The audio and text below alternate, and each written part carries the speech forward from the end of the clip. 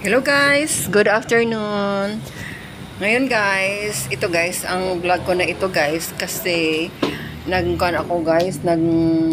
gumawa ako guys ng bagong kanal or drainage. Kasi guys, walang lalaki dito at kasi minsan umaapaw ang aming drainage dito kung maglakas ang ulan kahit ang sa aking panglaba o lababo minsan nang umaapaw ang tubig, kaya nga dito sa gitna dumadaan ang tubig papunta doon sa gate.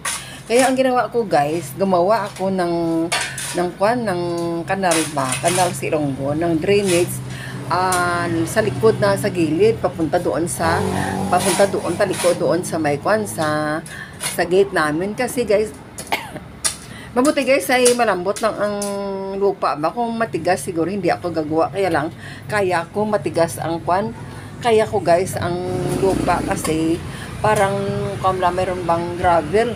So malambot lang guys, madali ko lang idaanan ng pala. Kaya yun guys, ang ginawa ko guys, kasi noon pa guys gusto ko ilipat ang kanal sa kabila kasi kapangit ba na minsan umaapaw siya pag ulan or ang kanal minsan mag-awas.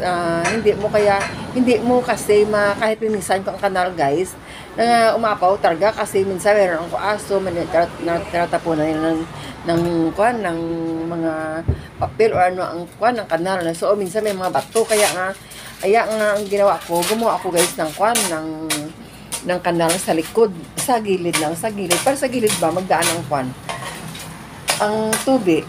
Ayun, tinambakan ko guys ang sa gitna. Na kanal, hindi yung kanal. Kaya lang dinaanan yun ng tubig. Kung ulan, umaapaw diyan ang tubig sa kanal. Yun ay drainage. Kaya nga ginawa ko, nagpala ako, ipan ko. Kaya ko din kasi parang exercise na rin ba. At malambot ang lupa kasi mayroon gravel at ang sand nag-mix ba. Kaya nga medyo malambot siya.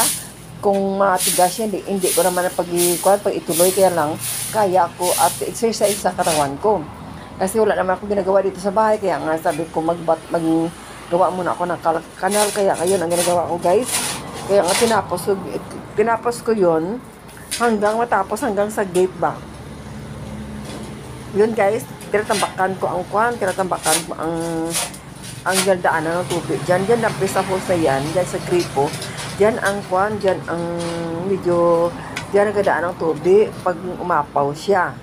Kahit nga linisan ko ang kanal guys, hindi mo makpan na magpasok ang mga dahon kasi may langka ako diyan, may mga dahon-dahon diyan, kaya nga pumapasok ang tubig diyan. Kaya nga yung minsan kahit nalinisan ko siya, talagang meron siyang strainer, pero kaya lang sana kunin ko ang strainer para maging diretso na sa buwa ang tubig. Kaya lang di pwede nga kunin ko ang drainage, ang iyang strainer, kasi baka magpuno ang PVC ba ng putik, kasi hindi mo marikawan, may mga balas, bato, kasi minsan ang aso kaya nga gumawa ako ng kanal. Thank you so much for watching guys.